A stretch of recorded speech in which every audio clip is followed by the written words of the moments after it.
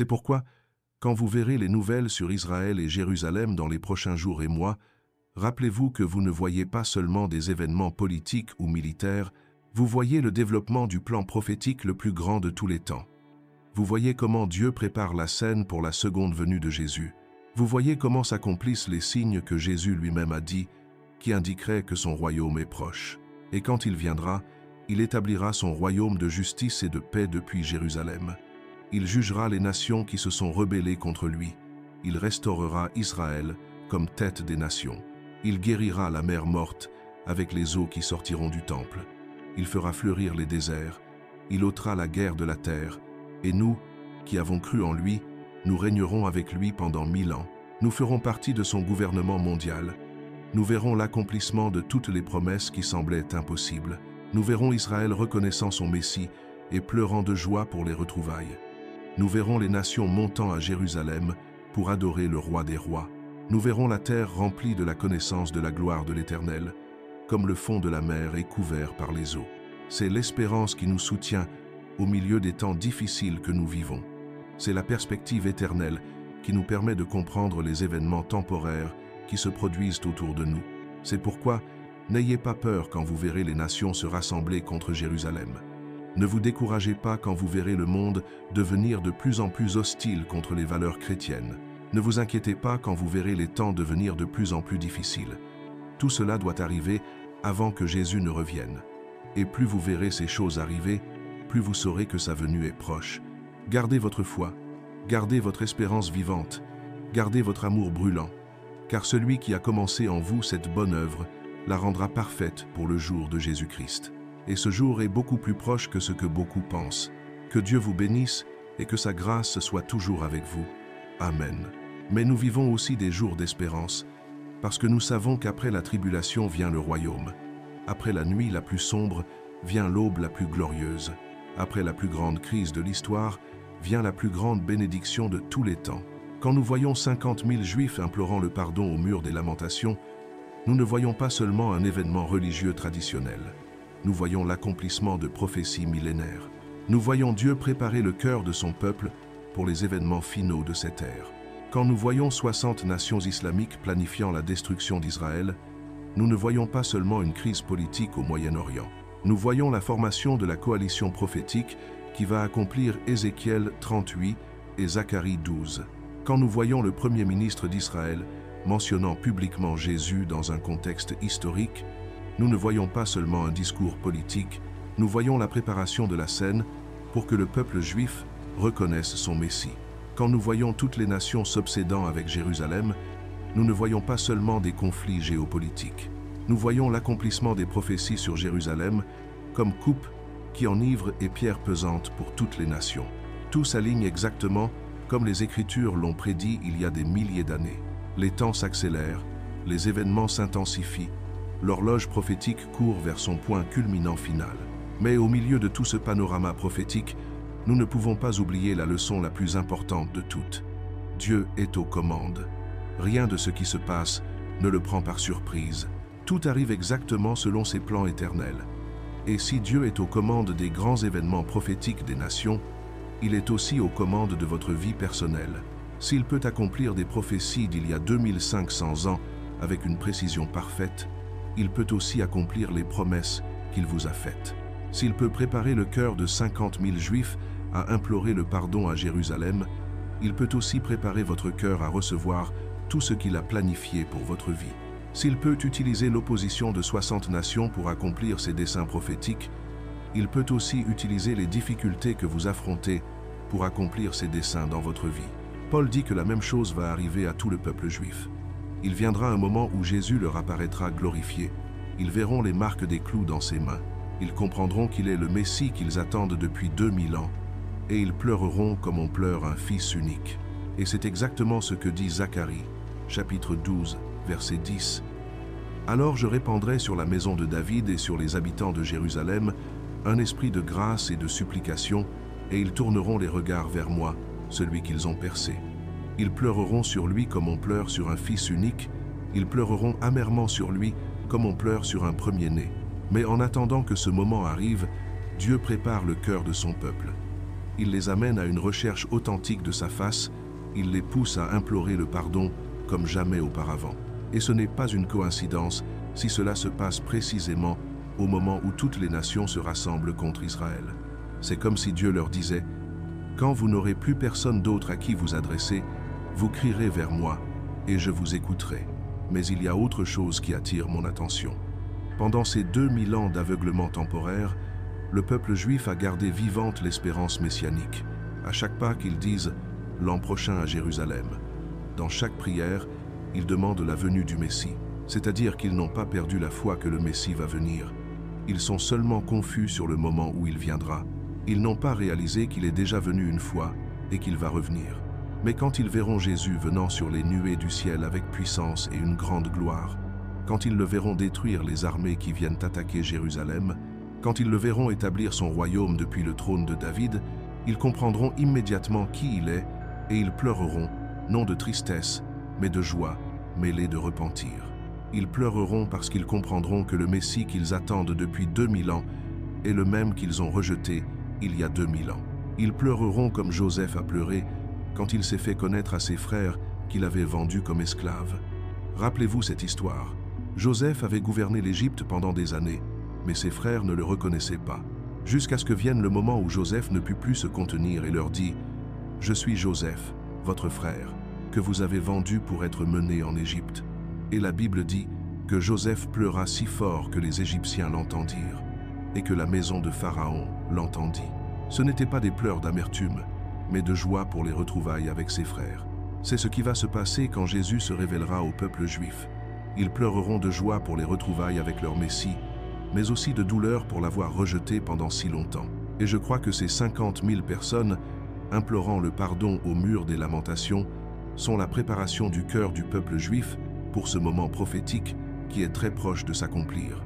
Chers frères, nous sommes arrivés à la fin de cette étude, mais je veux vous laisser avec quelques réflexions profondes sur tout ce que nous avons vu et analysé ensemble. Nous vivons des jours extraordinaires, des jours que les prophètes de l'Antiquité ont désiré voir, mais qu'ils n'ont pas vus. Des jours que Jésus lui-même a décrits comme uniques dans l'histoire de l'humanité, quand il a dit « Car alors, la détresse sera si grande qu'il n'y en a point eu de pareil depuis le commencement du monde jusqu'à présent, et qu'il n'y en aura jamais. » Et pendant ce temps, le peuple juif implore le pardon de Dieu au mur des lamentations. Il se prépare spirituellement pour ce qui vient. Il cherche la face du Dieu d'Abraham, d'Isaac et de Jacob, au moment exact où toutes les nations se préparent à l'attaquer. C'est la manifestation parfaite de la guerre spirituelle entre le royaume de la lumière et le royaume des ténèbres, entre les desseins de Dieu et les plans de Satan, entre la foi et la rébellion.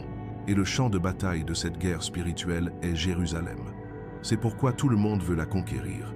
C'est pourquoi c'est la ville la plus disputée de l'histoire de l'humanité.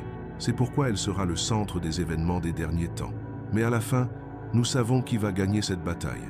Apocalypse chapitre 11, verset 15 dit « Le royaume du monde est remis à notre Seigneur et à son Christ, et il régnera au siècle des siècles. » Je veux vous parler de l'un des mystères les plus profonds du Nouveau Testament, quelque chose que l'apôtre Paul explique dans Romains chapitre 11 et que je crois que nous voyons s'accomplir sous nos yeux en ces jours. Paul parle de l'aveuglement temporaire qui est venu sur Israël jusqu'à ce que la plénitude des païens soit entrée. Il dit dans Romains 11, verset 25, qu'un endurcissement partiel est arrivé à Israël jusqu'à ce que la plénitude des païens soit entrée. Pendant près de 2000 ans, la majorité du peuple juif a été spirituellement aveugle au fait que Jésus est son Messie. Ils ont attendu la venue du Messie sans reconnaître qu'il est déjà venu il y a 2000 ans. Mais Paul dit que cet aveuglement est temporaire, pas permanent. Et il dit qu'il va se terminer quand la plénitude des païens sera accomplie, c'est-à-dire quand le nombre de païens qui doivent être sauvés sera complet. Et après cela, il dit quelque chose d'extraordinaire au verset 26. « Et ainsi tout Israël sera sauvé, selon qu'il est écrit, le libérateur viendra de Sion, et il détournera de Jacob les impiétés. » La question est, arrivons-nous à ce moment prophétique? Voyons-nous les premiers signes que l'aveuglement temporaire d'Israël arrive à sa fin? Je crois que oui, et je crois que ces 50 000 personnes implorant le pardon au mur des lamentations sont un signe prophétique que quelque chose change dans le cœur du peuple juif. Mais laissez-moi vous expliquer quelque chose de plus profond sur cet aveuglement temporaire. Paul utilise l'exemple de sa propre conversion pour illustrer ce qui va arriver à tout le peuple juif à la fin des temps. Paul était un pharisien zélé qui persécutait les chrétiens parce qu'il croyait qu'ils défendaient la vraie foi. Il n'avait pas l'intention de rejeter le vrai Messie. Au contraire, il pensait qu'il servait le Dieu d'Abraham, d'Isaac et de Jacob. Mais il avait tort. Il luttait contre le même Dieu qu'il pensait servir. Jusqu'au jour où, sur le chemin de Damas, Jésus lui est apparu glorifié et lui a ouvert les yeux spirituels. Et quand Paul a vu Jésus ressuscité et glorifié, il a immédiatement compris qu'il avait eu tort. Il ne s'est pas rebellé contre l'évidence. Il n'a pas essayé de justifier sa position antérieure. Il s'est rendu complètement à la vérité qu'il voyait. Jérusalem n'est pas seulement une ville de plus. C'est la ville que Dieu a spécifiquement choisie pour y mettre son nom, pour y établir sa présence, pour y accomplir ses desseins prophétiques. C'est pourquoi toutes les forces spirituelles du mal sont obsédées par le contrôle ou la destruction de Jérusalem, parce qu'elles savent que celui qui contrôle Jérusalem a un avantage spirituel stratégique dans la guerre entre le bien et le mal. Regardez l'histoire. Tous les grands empires de l'Antiquité ont voulu conquérir Jérusalem. Les Babyloniens sous Nabuchodonosor, les Perses sous Cyrus, les Grecs sous Antiochus Épiphane, les Romains sous Pompée et ensuite sous Titus. Au Moyen-Âge, les musulmans sous Omar ibn al-Khattab, les croisés européens, Saladin à nouveau, les Ottomans sous Soliman le Magnifique. Tous voulaient Jérusalem. Au temps moderne, les Britanniques avec le mandat palestinien, les Jordaniens qui ont contrôlé la vieille ville jusqu'en 1967, et maintenant toutes ces nations islamiques qui s'unissent pour libérer Jérusalem du contrôle juif. Pourquoi tout le monde veut Jérusalem? Parce que dans le subconscient collectif de l'humanité existe la connaissance que Jérusalem est la ville la plus importante du monde, spirituellement parlant. C'est la ville où Abraham a offert Isaac sur le mont Morija, le même endroit où le temple de Salomon a été construit plus tard. C'est la ville où David a établi sa capitale et où il a écrit beaucoup de psaumes. C'est la ville où les prophètes d'Israël ont prêché et où beaucoup de livres prophétiques ont été écrits. Mais surtout, c'est la ville où Jésus est mort, est ressuscité et est monté au ciel. C'est la ville où le Saint-Esprit est descendu à la Pentecôte. C'est la ville d'où l'Évangile s'est répandu vers toutes les nations du monde. Et selon les prophéties, Jérusalem va être la ville d'où Jésus va régner pendant le millénium. Elle va être la ville vers laquelle toutes les nations monteront pour adorer le roi des rois pendant 1000 ans. C'est pourquoi Satan est désespéré de contrôler Jérusalem, parce qu'il sait que s'il peut contrôler Jérusalem, il peut interférer avec les plans prophétiques de Dieu. Mais voici l'ironie prophétique. Plus les nations s'obsèdent à attaquer Jérusalem, plus elles accomplissent exactement les prophéties qui prédisent leur propre destruction. Zacharie chapitre 12 verset 9 dit « En ce jour-là, je m'efforcerai de détruire toutes les nations qui viendront contre Jérusalem. » Joël chapitre 3 verset 2 dit « Je rassemblerai toutes les nations et je les ferai descendre dans la vallée de Josaphat.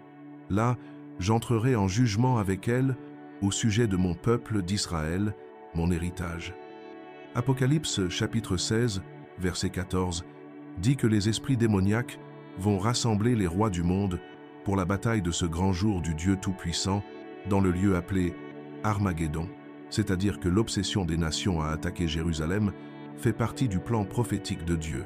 Dieu va utiliser cette obsession pour rassembler toutes les nations en un seul lieu et les juger pour leur rébellion contre lui et contre son peuple.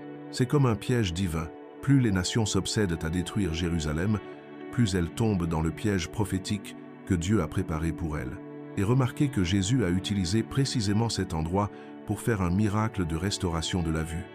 L'aveugle est allé à la piscine appelée « Envoyé », s'est lavé les yeux et est revenu voyant.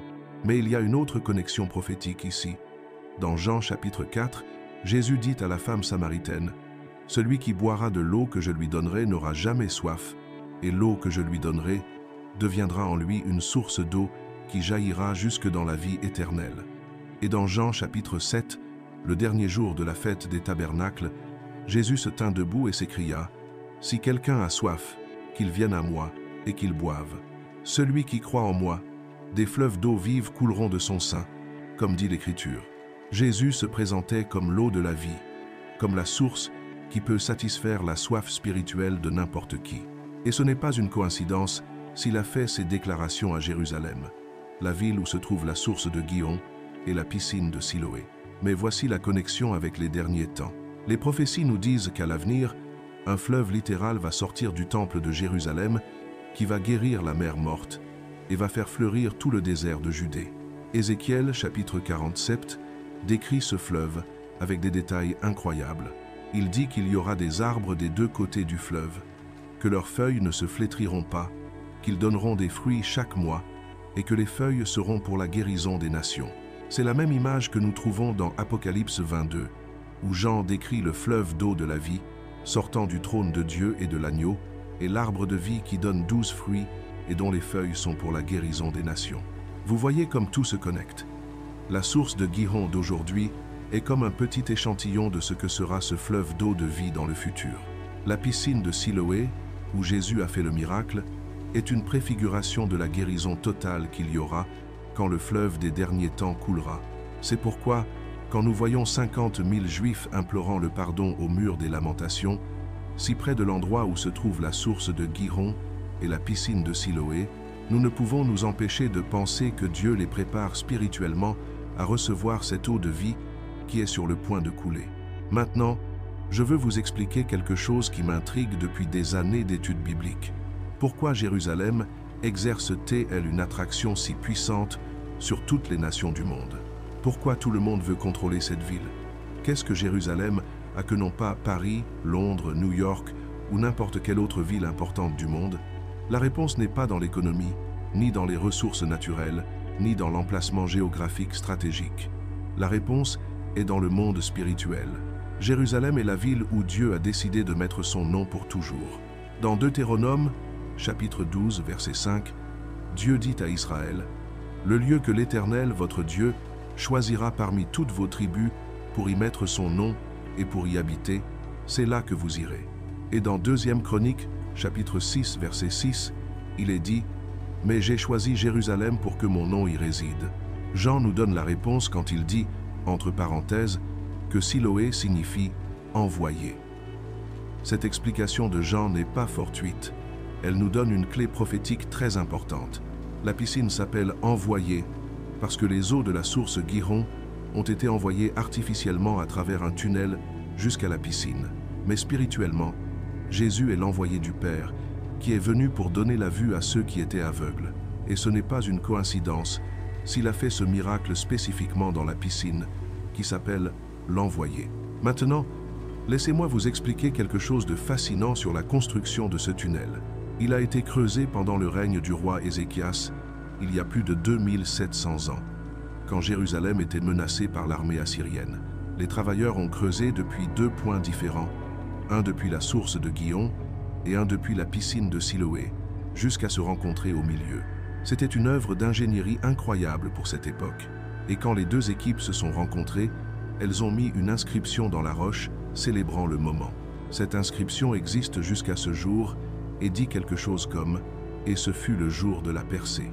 Tandis que les travailleurs levaient l'outil, chacun vers son compagnon, et tandis qu'il restait encore 3 coudées, on entendit la voix de l'un qui criait à l'autre, car il y avait une fissure dans le rocher du côté droit. Et le jour de la percée, les travailleurs frappèrent chacun à la rencontre de son compagnon, outil contre outil, et l'eau coula de la source jusqu'à la piscine. C'est beau, n'est-ce pas? 2 équipes creusant dans l'obscurité, se guidant seulement par le son des outils de l'autre côté, jusqu'à ce qu'enfin elles se rencontrent et que l'eau commence à couler. Mais il y a quelque chose de prophétique dans cette histoire.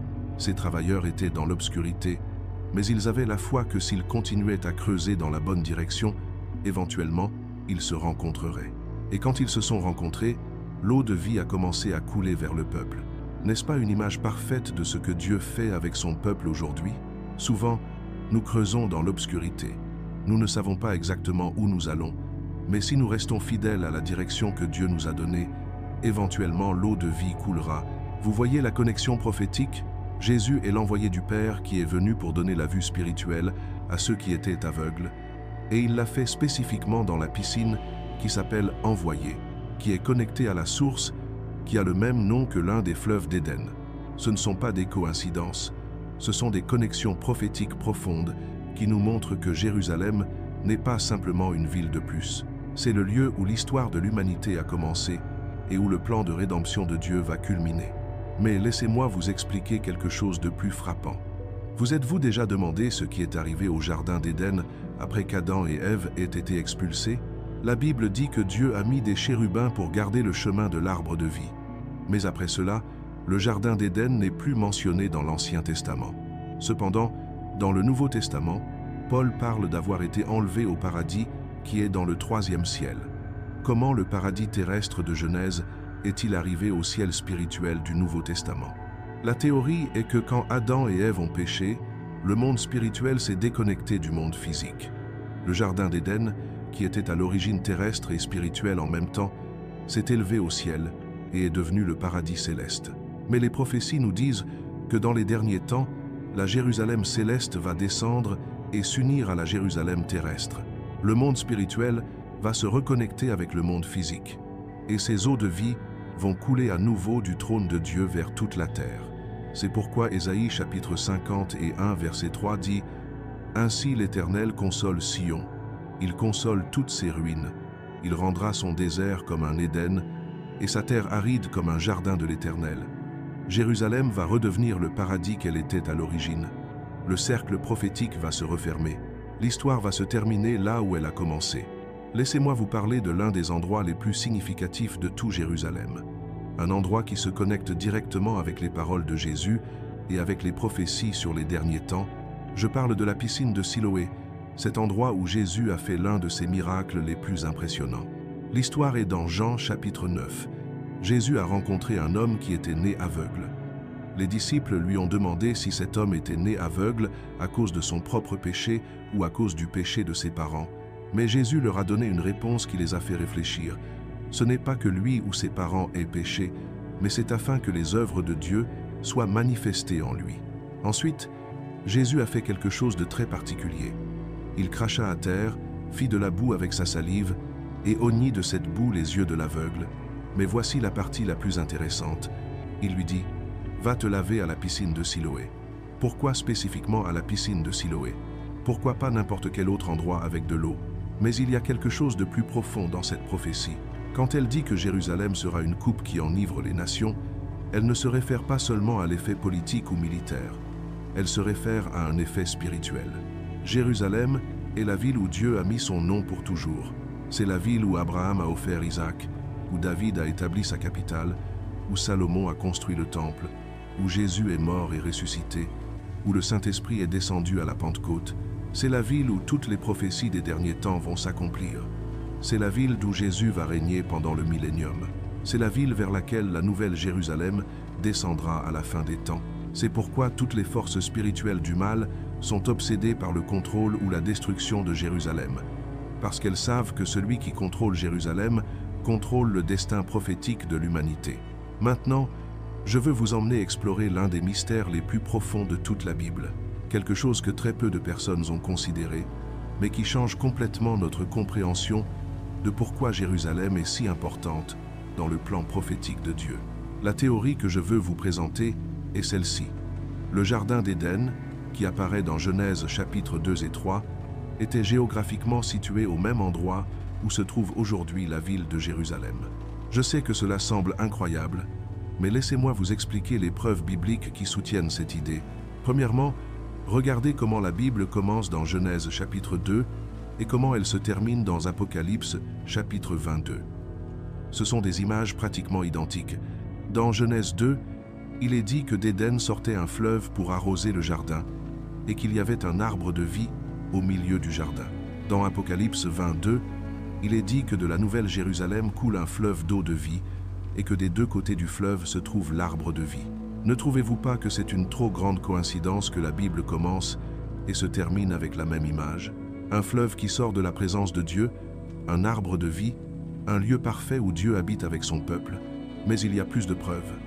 Dans Genèse 2, il est dit que Dieu planta un jardin en Éden, vers l'Orient. C'est-à-dire qu'Éden était un lieu et le jardin était à l'Orient de ce lieu. Et il se trouve que quand on lit les prophéties sur les derniers temps, elles parlent toujours d'eau qui vont sortir du temple de Jérusalem vers l'Orient.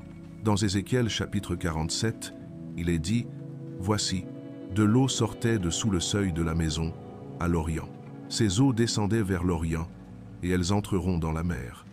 Lorsqu'elles seront entrées dans la mer, les eaux de la mer deviendront saines. Joël chapitre 3, versets 10 à 8, dit « Une source sortira de la maison de l'Éternel et arrosera la vallée de Sittim. » Zacharie chapitre 14, verset 8, dit « En ce jour-là, des eaux vives sortiront de Jérusalem et couleront moitié vers la mer orientale, moitié vers la mer occidentale. » Vous voyez le schéma? Dans les derniers temps, des eaux vont sortir de Jérusalem vers l'Orient, exactement comme dans le jardin d'Éden. Mais voici quelque chose de fascinant. Dans Genèse 2, il est dit que d'Éden sortait un fleuve qui se divisait en 4 bras. Un de ces fleuves s'appelait Gihon, et il se trouve qu'à Jérusalem, il y a une source qui jusqu'à ce jour s'appelle Gihon, le même nom que l'un des fleuves d'Éden. Coïncidence? Je ne le crois pas. Je crois que cette source à Jérusalem est un vestige, un reste de ce qui était à l'origine le système d'eau du jardin d'Éden. Et il y a plus. Cette source Gihon à Jérusalem est connectée par un tunnel souterrain à la piscine de Siloé. Et que signifie Siloé en hébreu? Cela signifie « envoyer », parce que les eaux ont été envoyées artificiellement de la source à la piscine. Vous vous souvenez de ce que Jésus a dit à l'aveugle-né « Va te laver à la piscine de Siloé ». Jean nous explique que Siloé signifie « envoyer ». Et l'aveugle y alla, se lava et recouvra la vue. Des pays qui sont normalement rationnels et diplomatiques deviennent soudainement complètement irrationnels quand le sujet est Jérusalem. Des leaders mondiaux connus pour leur prudence politique perdent complètement leur sang-froid quand ils doivent donner leur opinion sur la cité sainte. Regardez ce qui se passe en ce moment même. Nous avons 60 nations musulmanes complètement obsédées par Israël et Jérusalem. Elles ne peuvent parler d'autre chose. Elles ne peuvent pas se concentrer sur les problèmes de leur propre pays parce qu'elles sont obsédées par la destruction d'Israël. Ne trouvez-vous pas étrange que des pays avec des crises économiques terribles, d'énormes problèmes sociaux, de graves conflits internes, consacrent autant de temps et de ressources à planifier la destruction d'un pays qui n'est même pas près de leurs frontières? L'Iran, par exemple, a une inflation de 70%. Il a des protestations internes constantes, des problèmes sociaux très graves. Mais dans quoi investit-il la plus grande partie de son budget militaire? Dans des armes pour attaquer Israël. C'est une obsession irrationnelle. C'est l'effet de cette coupe qui enivre. La Turquie a une économie en crise, des problèmes avec les Kurdes, d'énormes tensions internes, mais Erdogan passe ses jours à parler de reconquérir Jérusalem et de restaurer l'Empire ottoman. C'est la coupe qui enivre agissant sur son esprit. Et ce ne sont pas seulement les pays musulmans. L'Europe s'enivre aussi avec cette coupe. Des pays européens qui pendant des décennies ont été alliés d'Israël imposent maintenant des sanctions et des boycotts comme jamais auparavant. Ils perdent leur rationalité quand le sujet est Jérusalem. Les Nations Unies ont adopté plus de résolutions condamnant Israël que condamnant tous les autres pays du monde réunis. Plus que la Chine avec son génocide des Ouïghours, plus que la Russie avec son invasion de l'Ukraine, plus que tous les régimes dictatoriaux du monde. C'est complètement irrationnel. C'est l'effet de la coupe qui enivre. Mais voici la partie la plus intéressante de la prophétie. Zacharie ne dit pas seulement que Jérusalem sera une coupe qui enivre, il dit aussi qu'elle sera une pierre pesante que tous essaieront de porter, mais qui finira par déchirer tous ceux qui la touchent. Et c'est exactement ce que nous avons vu tout au long de l'histoire. Tous les empires qui ont tenté de détruire Jérusalem ont fini par se détruire eux-mêmes. Les Babyloniens ont conquis Jérusalem et détruit le temple, mais ensuite ils ont été conquis par les Perses. Les Romains ont détruit Jérusalem en l'an 70 après Jésus-Christ, mais 300 ans plus tard, l'Empire romain s'est complètement effondré. Les Byzantins ont contrôlé Jérusalem, mais ont été conquis par les musulmans. Les croisés ont conquis Jérusalem, mais ont ensuite été expulsés par Saladin. L'Empire ottoman a contrôlé Jérusalem pendant 400 ans, mais à la fin, il s'est effondré et a disparu de la carte. Les Britanniques ont eu le mandat sur Jérusalem, mais ont perdu leur empire peu après. Hitler voulait détruire tous les Juifs du monde, mais son régime n'a duré que 12 ans et s'est terminé en ruine. Et l'Union soviétique, qui a persécuté les Juifs pendant des décennies et soutenu tous les ennemis d'Israël, s'est complètement effondrée en 1991, exactement quand Israël accueillait des milliers de Juifs soviétiques. C'est impressionnant de voir comment l'histoire confirme cette prophétie encore et encore. Tous ceux qui ont essayé de porter cette pierre pesante qu'est Jérusalem ont fini déchiquetés, et maintenant nous voyons une autre coalition se préparer à faire la même chose. Mais voici le paradoxe prophétique. Alors que ces 60 nations planifient la destruction d'Israël, 50 000 Juifs sont au mur des lamentations en train d'implorer le pardon de Dieu. C'est comme si Dieu préparait son peuple spirituellement à affronter la tempête qui arrive. Et cela m'amène à une question très importante. Pourquoi maintenant? Pourquoi à ce moment spécifique de l'histoire, le monde islamique est-il si uni contre Israël? Que se passe-t-il vraiment ici?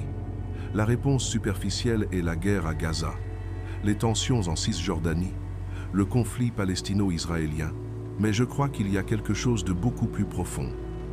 Je crois que nous assistons à la manifestation d'une guerre spirituelle millénaire entre le royaume de la lumière et le royaume des ténèbres. Car il se trouve que l'Iran, qui mène cette coalition anti-israélienne, apparaît dans les prophéties bibliques comme l'un des principaux ennemis d'Israël dans les derniers temps. Dans Ézéchiel chapitre 38, la Perse, qui est le nom biblique de l'Iran, est spécifiquement mentionnée comme faisant partie de la coalition qui attaquera Israël. Et la Turquie est aussi mentionnée dans cette même prophétie sous le nom de Togarma. Et il se trouve que le président turc, Erdogan, est l'un des leaders les plus vocaux de cette campagne contre Israël. Ce n'est pas une coïncidence si deux des pays les plus agressifs contre Israël aujourd'hui sont exactement ceux que la Bible mentionne comme des ennemis prophétiques du peuple juif. Mais il y a autre chose.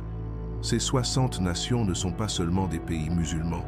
Ce sont des pays qui représentent plus de 1 milliard de personnes. C'est presque le quart de la population mondiale qui se mobilise contre une nation de moins de 10 millions d'habitants. De toute perspective humaine, Israël n'a pas la moindre chance de survivre à une telle coalition.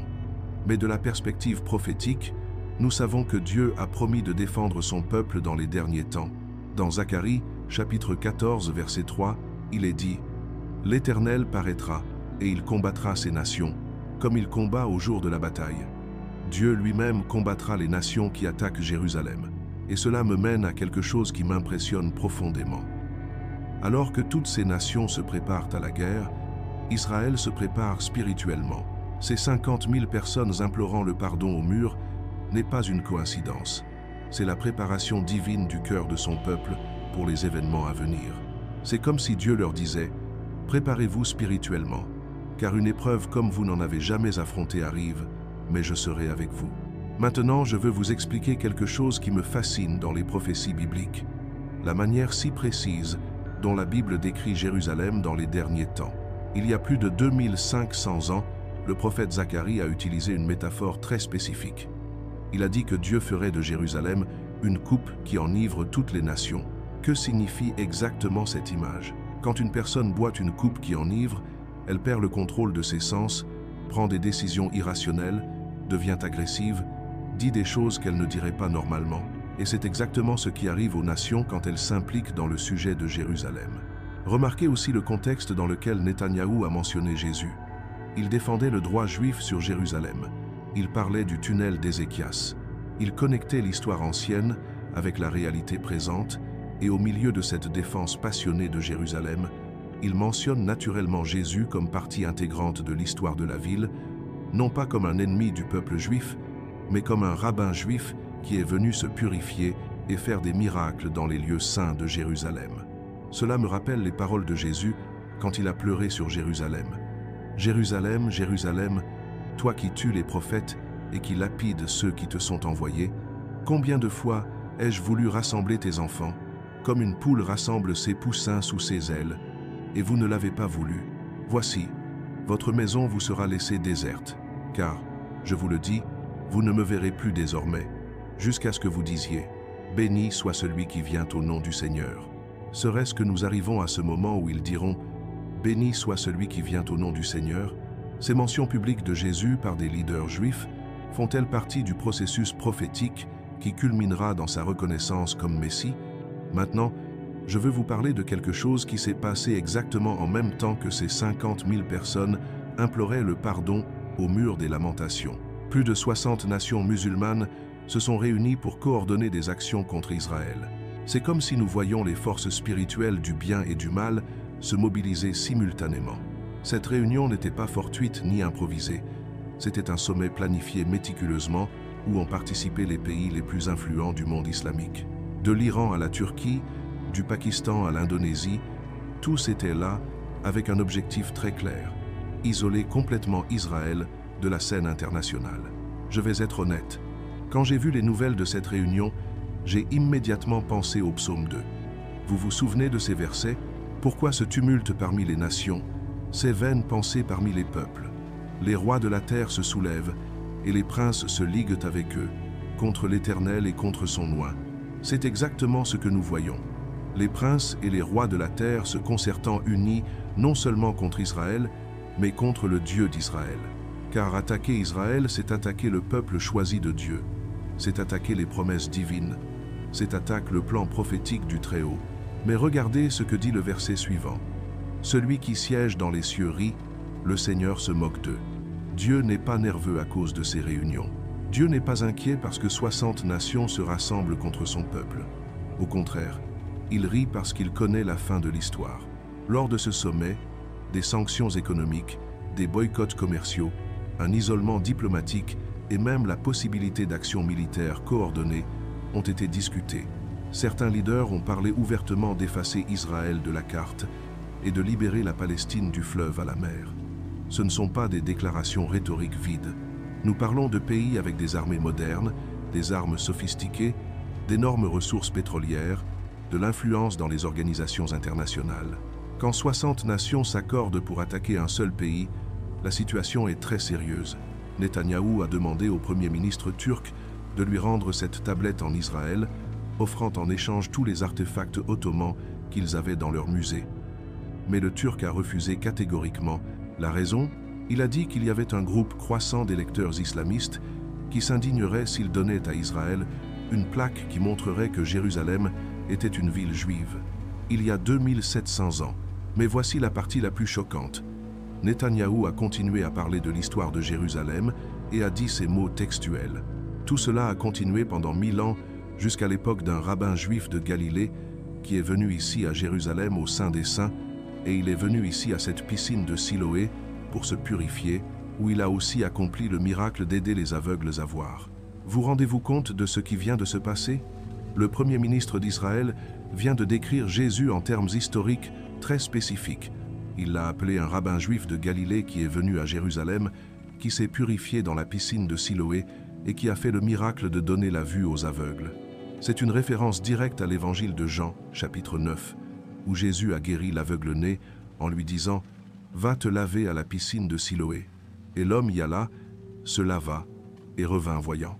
Netanyahou ne prêchait pas l'évangile, mais il reconnaissait publiquement Jésus comme une figure historique qui a réellement existé, qui est réellement venu à Jérusalem et qui a réellement fait des miracles là-bas.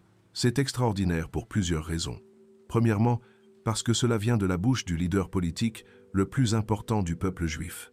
Deuxièmement, parce qu'il l'a dit dans un contexte de défense de la légitimité historique juive sur Jérusalem. Et troisièmement, parce qu'il l'a fait en connectant directement avec les récits bibliques. Mais il y a quelque chose de plus profond ici. Netanyahou parlait de la piscine de Siloé, qui en hébreu s'appelle Shiloah, qui signifie « envoyé ». Jean nous explique cela dans son évangile quand il dit que Jésus a envoyé l'aveugle se laver dans la piscine de Siloé, qui se traduit par « envoyé ». Vous voyez la connexion prophétique? La piscine s'appelle « l'envoyé », parce que les eaux de la source ont été envoyées artificiellement à travers un tunnel jusqu'à cette piscine. Mais Jean nous donne une signification spirituelle plus profonde. Jésus est l'envoyé du Père qui est venu pour donner la vue à ceux qui étaient spirituellement aveugles. Et maintenant nous avons le Premier ministre d'Israël parlant publiquement de ce miracle de Jésus à la piscine de Siloé, justement au moment où son peuple implore le pardon de Dieu comme jamais auparavant. Coïncidence? Je ne crois pas aux coïncidences dans les questions prophétiques. Je crois que Dieu prépare le cœur du peuple juif pour quelque chose de grand. Il les prépare à reconnaître celui qu'ils ont percé il y a 2000 ans. Mais la partie la plus frappante de la prophétie vient à la fin du verset 3. Toutes les nations de la terre se rassembleront contre elle. Pas seulement les nations du Moyen-Orient, mais toutes les nations de la terre. Et c'est exactement ce que nous voyons maintenant. Cette semaine, Plus de 60 pays se sont réunis pour coordonner des actions contre Israël. L'Europe impose des sanctions comme jamais auparavant. Les organisations internationales s'alignent contre l'État juif. Si à un moment de l'histoire le monde a eu une raison apparente de s'en prendre à Israël, c'est bien maintenant, après la guerre à Gaza, après tout ce qui s'est passé, la communauté internationale utilise cette situation pour justifier une pression sans précédent contre la nation juive. Mais voici ce qu'il y a de plus incroyable. Le verset 10 dit « Alors je répandrai sur la maison de David et sur les habitants de Jérusalem un esprit de grâce et de supplication, et ils tourneront les regards vers moi, celui qu'ils ont percé. Ils pleureront sur lui comme on pleure sur un fils unique, ils pleureront amèrement sur lui comme on pleure sur un premier-né. » Vous voyez le lien? Juste au moment où toutes les nations se rassemblent contre Jérusalem, Dieu répand un esprit de supplication sur son peuple. Et c'est exactement ce que nous avons vu cette semaine au mur des lamentations.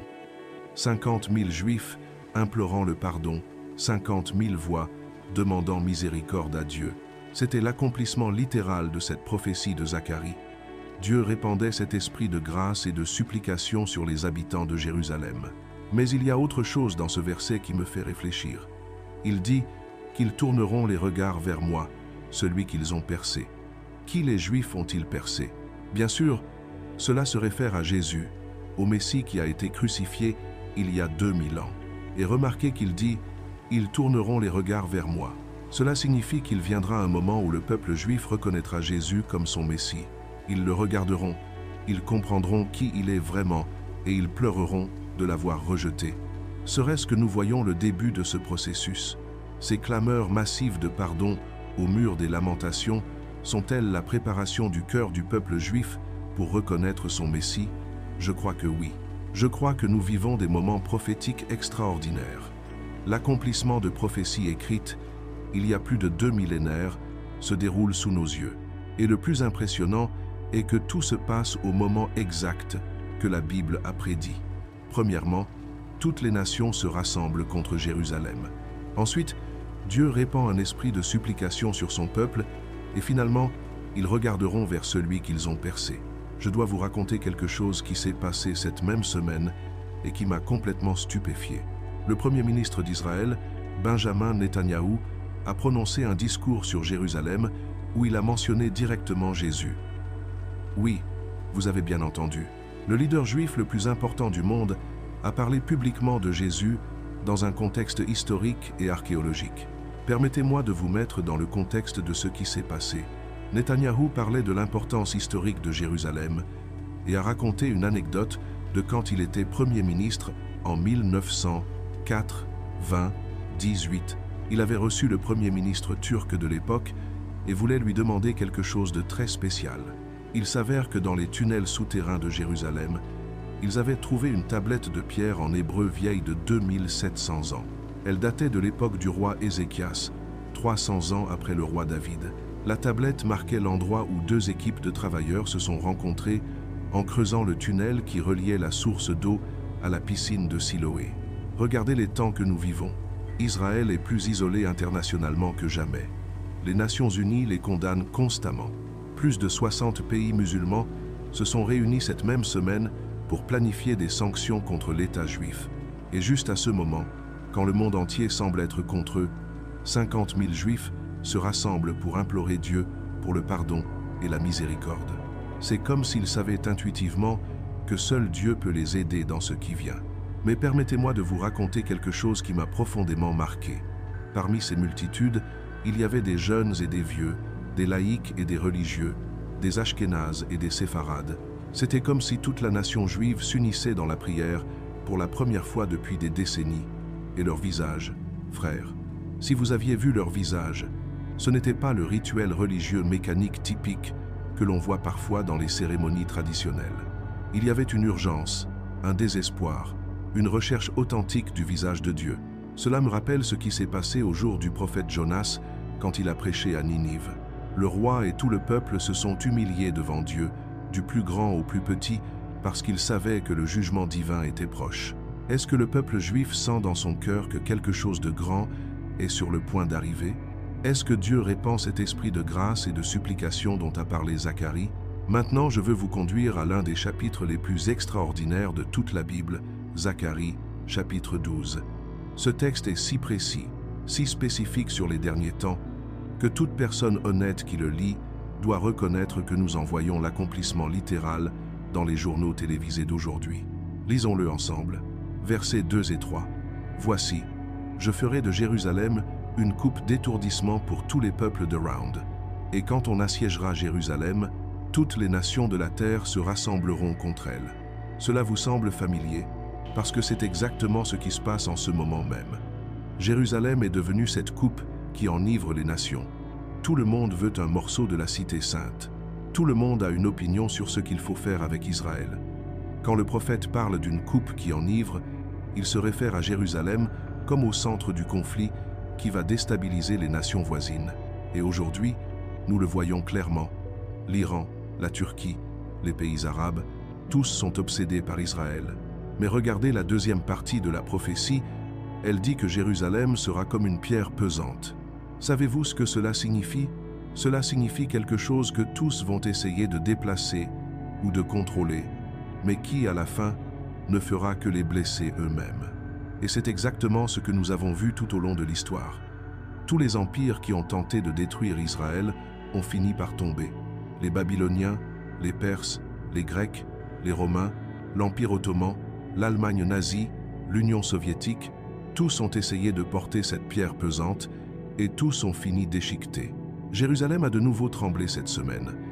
Plus de 50 000 Juifs ont rempli le mur des lamentations, implorant le pardon de Dieu, comme on n'en avait jamais vu dans l'histoire moderne. Des milliers de gorges criant à l'unisson dans la cité éternelle, au pied du mont du Temple, demandant miséricorde. Ce n'est pas seulement une cérémonie religieuse, mon ami. C'est un acte prophétique qui s'accomplit sous nos yeux, selon les Écritures. Imaginez la scène. Le soleil se couchait derrière les murailles de la cité sainte. Les pierres millénaires du mur des lamentations reflétaient les derniers rayons de lumière dorée, et soudain, comme dans un film, des milliers et des milliers de personnes ont commencé à affluer. Ce n'étaient pas des touristes curieux ou des pèlerins occasionnels, c'étaient des juifs religieux avec leur kippa, leur châle de prière, leurs livres sacrés à la main. Ils venaient de toutes parts d'Israël et du monde pour participer à quelque chose qui n'arrive qu'une fois par an, les prières de Selicho. Savez-vous ce que signifie ce mot? Ce sont les prières de pardon qui sont récitées juste avant les grandes fêtes juives. Mais cette année fut différente, très différente. Plus de 50 000 voix suppliant en même temps. 50 000 âmes juives demandant pardon à Dieu avec une intensité que je n'avais jamais vue en toutes mes années à étudier la culture hébraïque. « Seigneur, Seigneur, Dieu miséricordieux et clément », criait-il en hébreu.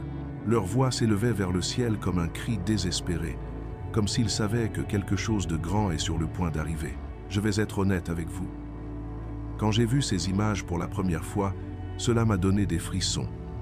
Ce n'était pas seulement une cérémonie religieuse traditionnelle. Il y avait quelque chose de plus profond, quelque chose de prophétique qui se passait là. Car il se trouve que le prophète Zacharie a prédit exactement cela il y a plus de 2500 ans. Dans Zacharie chapitre 12 verset 10, il est dit « Je répandrai sur la maison de David et sur les habitants de Jérusalem un esprit de grâce et de supplication, et ils tourneront les regards vers moi, celui qu'ils ont percé. Ils pleureront sur lui comme on pleure sur un fils unique, ils pleureront amèrement sur lui comme on pleure sur un premier-né. » Vous rendez-vous compte de ce qui se passe? Israël tourne son cœur vers Dieu juste au moment où le monde entier se retourne contre eux. C'est comme si Dieu préparait son peuple pour quelque chose qui est sur le point de s'accomplir. Mais il y a plus. Ces prières n'ont pas eu lieu à n'importe quel moment de l'année. Elles ont eu lieu juste avant Rosh Hashanah, le nouvel an juif qui est tombé le 23 septembre. Et ensuite vient Yom Kippour, le jour de l'expiation, la fête la plus sainte du calendrier hébraïque. Coïncidence? Je ne crois pas aux coïncidences quand il s'agit de prophéties bibliques. Je crois que nous assistons à l'accomplissement littéral des Écritures sous nos yeux.